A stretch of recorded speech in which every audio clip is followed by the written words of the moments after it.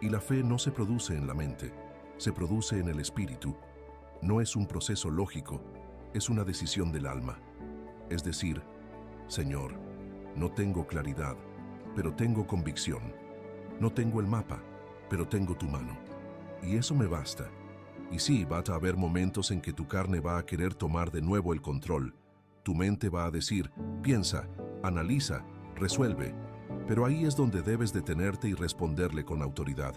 Ya no vivo yo, ahora vive Cristo en mí. Ya no cargo yo con esto, ahora se lo entrego a Dios. Ya no pienso